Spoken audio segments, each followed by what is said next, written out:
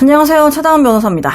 자, 가해자가 미성년자일 때 형사 미성년자인 경우에 어떻게 되는 것인지 한번 얘기를 해보려고 하는데요. 자, 촉법소년이다 뭐다 뭐 이런 얘기가 나오면서 뭐 촉법소년의 뭐 연령을 더 낮춰야 되는 게 아니냐, 더 어린애들 처벌을 하자 이런 얘기가 나오고 있죠.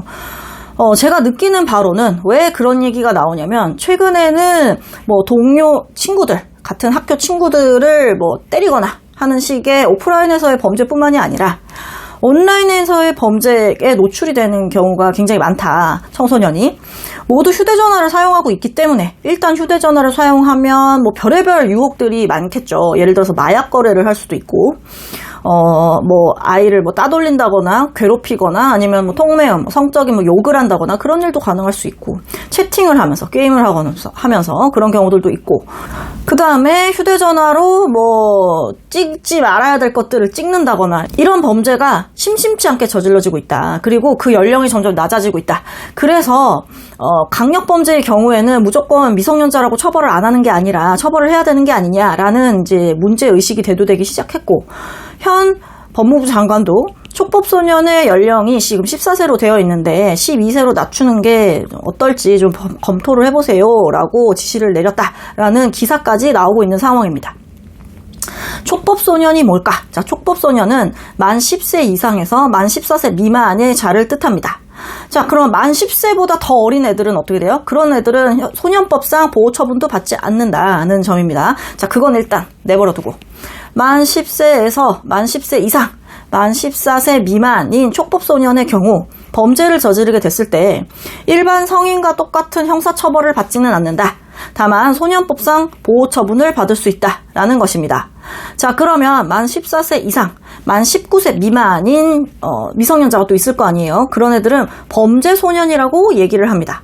자, 범죄소년의 경우에는 좀 죄질이 안 좋아. 그런 경우에 성인과 똑같이 형사재판을 받을 수도 있는데, 형사법상의 처벌을 받을 수도 있고 소년법상 보호처분을 받을 수도 있는 연령이 바로 범죄소년입니다. 여기서 중요한 게 뭐냐면, 범죄소년의 경우에는 형사법상 처벌도 받을 수 있고 성인과 똑같이 처벌도 받을 수 있고 소년법상 보호처분을 받을 수도 있기 때문에, 기왕이면 우리가 전과를 남기는 것보다는 소년법상 보호처분을 받게 하려는 게 이제 피고인 측의 목표가 되겠죠.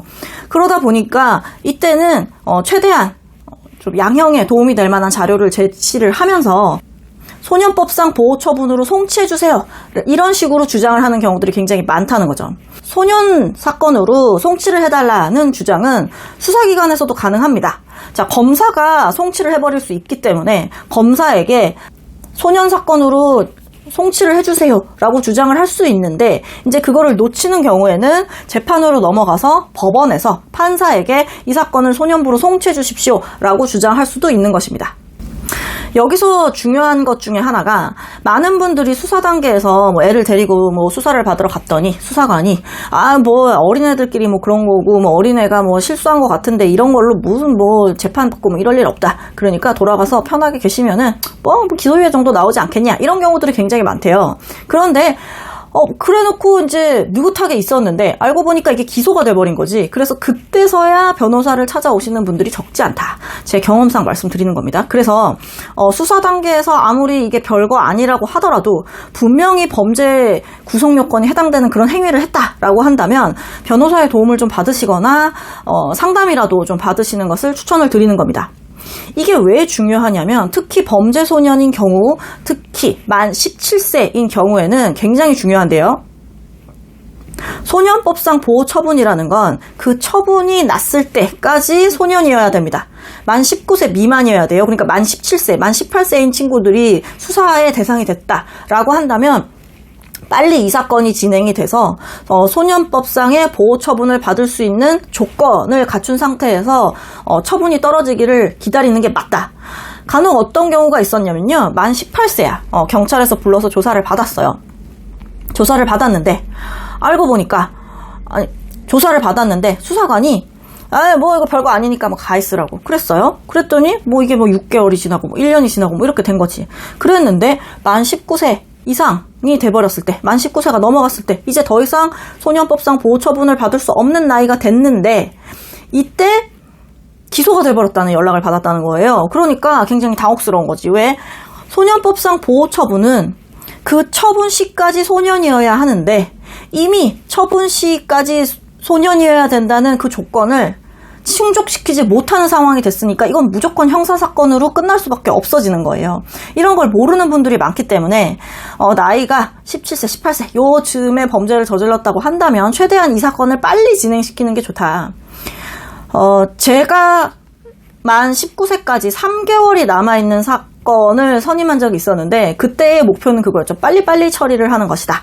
그래서 결국 소년보호 처분을 받고 정말 생일 직전에 처분을 받아서 소년법상 보호처분 사건으로 종결이 됐던 그런 경우도 있었습니다. 각 사건마다 쟁점이 무엇인지에 따라서 다를 수 있기 때문에 정확히 전문가의 조언을 받으면서 사건을 진행해야 되는 것이죠. 자, 소년법상 보호 처분에는 10가지가 있습니다. 자, 1호 처분, 2호 처분 뭐 이런 식으로 얘기가 나오는데요. 한번 얘기를 해보겠습니다. 자, 소년법상 보호 처분. 제 1호 처분은 뭐냐면 보호자 또는 보호자를 대신하여 소년을 보호할 수 있는 사람에게 감호를 위탁하는 것입니다. 2호 처분은 소년에게 일정한 내용의 강의를 듣도록 하는 수강 명령인데요. 소년부 판사는 강의를 들어야 할 총 수강 시간과 집행 기간을 정해서 결정을 하도록 되어 있습니다. 3호 처분이 뭐냐면 소년에게 일정한 내용의 사회봉사를 명령하는 사회봉사 명령입니다. 여기에서도 이제 총 사회봉사 시간과 집행 기한을 이제 정하게 되는 것이고요. 4호 처분은 보호관찰관의 단기 보호관찰입니다. 단기 보호관찰은 1년을 얘기합니다. 5호 처분은 보호관찰관의 장기 보호관찰인데 이 장기다 단기다 이 차이만 있는 거죠. 4호 처분과 5호 처분은. 자, 단기 보호관찰은 1년이었는데 장기 보호관찰은 2년이에요. 그리고 1년 범위에서 한 번 더 연장할 수 있습니다. 총 3년까지 가능하다는 거겠죠. 제 6호 처분은 아동복지법에 따른 아동복지시설이나 그 밖의 소년보호시설에 소년의 감호를 위탁하는 것입니다. 일정한 시설 내에서 이제 수용을 하도록 명령을 하는 것이기 때문에 1호에서 5호 처분까지는 좀 다른 것이죠. 기본적으로 1호에서 시작해서 10호까지 점점 강한 정도의 처분을 뜻하는 것이기 때문에 6호 처분부터는 이런 내용이구나 라는 것을 이해할 수 있을 것 같습니다. 7호 처분, 소년을 병원, 요양소 또는 소년의료보호시설에 위탁하는 것입니다. 자, 7호 처분은 소년에게 정신질환이 있거나 약물 남용을 한다거나 그래서 의학적인 치료가 필요한 경우에 내려지는 처분입니다. 8호 처분은 1개월 이내 짧은 기간 동안 소년원에 송치하는 처분입니다. 자, 소년원에 들어가는 거네요. 자, 9호 처분은 단기 소년원 송치 처분입니다. 최장 6개월을 얘기합니다. 여기서의 단기는. 10호 처분은 장기 소년원 송치인데요. 이때는 최장 2년입니다. 가장 센 게 10호 처분이고 가장 센 처분의 내용이 뭐냐면 소년원에 2년간 들어가 있는 것을 얘기한다는 것이겠죠. 이런 처분의 종류나 내용에 대해서는 블로그에서도 자세히 제가 정리를 해놓을 테니까요. 말만 들어서 이해하기가 조금 어렵다라고 하신다면 블로그에 방문하셔서 보시면 될 것 같습니다. 여튼 소년법상의 소년법상의 소년이 범죄를 저질렀어. 그런 경우에 가장 중요한 것 중에 하나는 시간입니다. 자, 어느 시간 안에 처분이 완성되느냐에 따라서 이 친구가 받을 수 있는 처벌의 종류가 달라지고 그리고 전과가 생기느냐 아니냐에 큰 차이가 있기 때문에 제대로 알고 대응을 하시는 게 중요하다라는 점 말씀드리겠습니다.